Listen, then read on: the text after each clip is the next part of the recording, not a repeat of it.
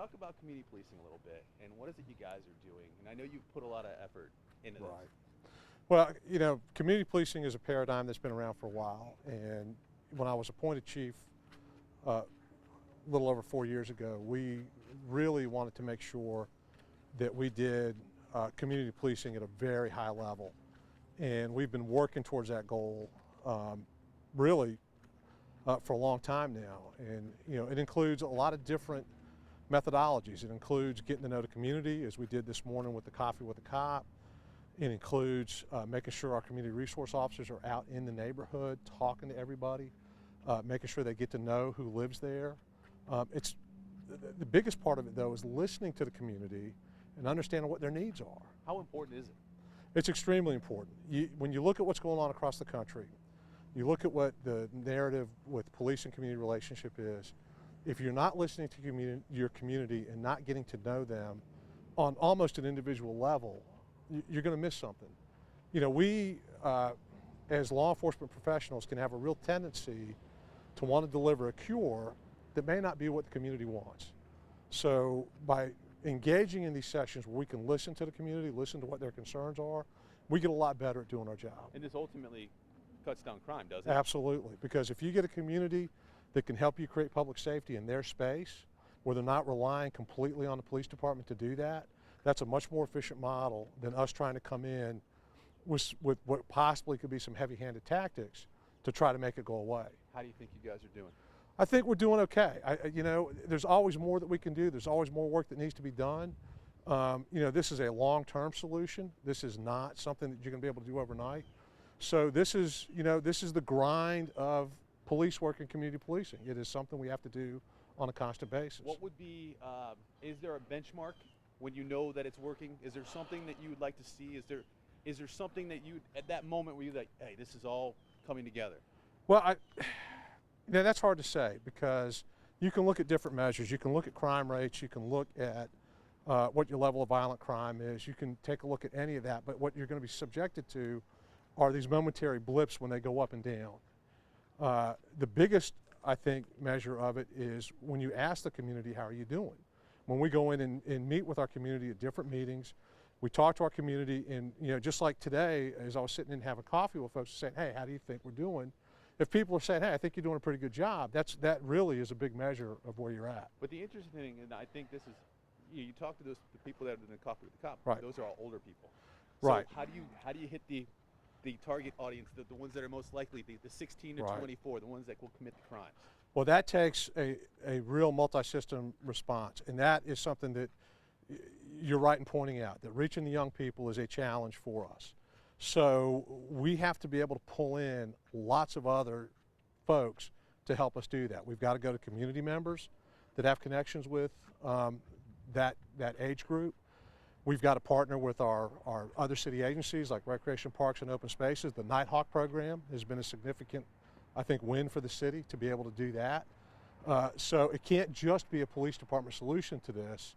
And what we have to do when we're trying to reach that age group, it can't be us leading it. It's got to be the community and other places leading it, and then we become a part of that. How big of an issue is snitching for you, well, this culture?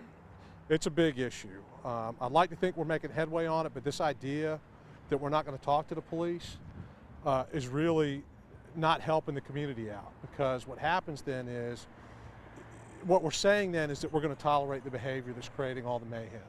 So the idea is we have to be able to talk to the community, build that trust, build that legitimacy, to make them feel comfortable in helping us help them out. How do you break that? You got to get in. You got to embed yourselves. You got to embed yourselves in the community. You got to get your officers out of the cars. You got to do the walking beats, and you have to show people that we are trustworthy, that you can talk to us and we'll be okay.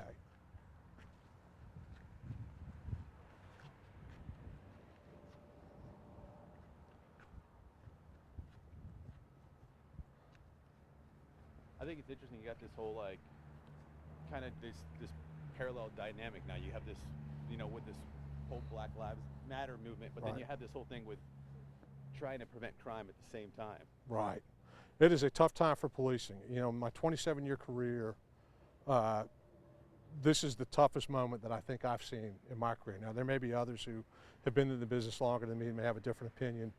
But with all of the engagement we have to do, all of the work that we have to do, all of the stuff we have to do to make sure the community is still partners with us in the view of the national backdrop, our regular job hasn't gone away.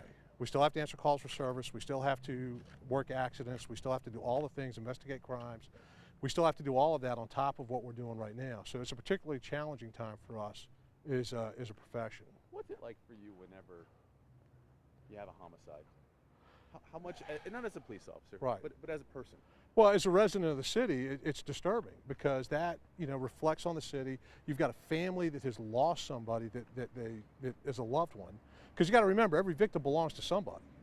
These are not just, when you drop that thing into the pond, there's ripples that go out everywhere, and there's an effect on the family. There's an effect on the community. There's an effect on the city as a whole. So those things are particularly tragic when they take place, and it's important for us to be able to solve. Do you remember your first homicide scene as a patrol officer?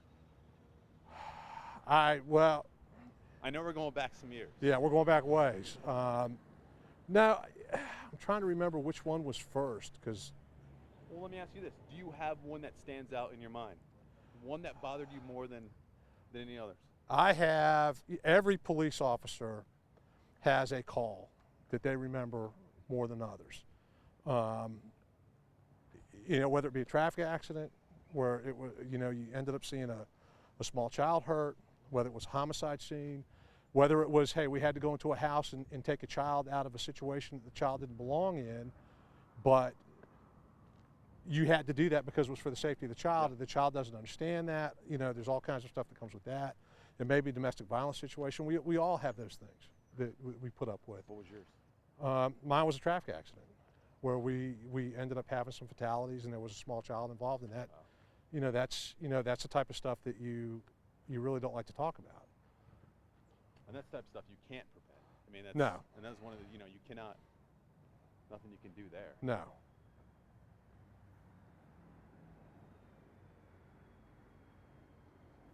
It's got to be tough nowadays. I mean, to be a police officer, because everyone's got one of these. Right.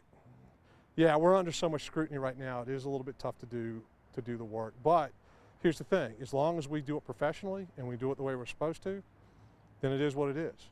We are going to maintain our standard of work no matter what. And if somebody wants to film, then let them film. If somebody wants to make a report, let them make a report. We will do the things that are necessary to make sure this police department is delivering services in a way that is fair and impartial to everybody. Yeah. And that's our job.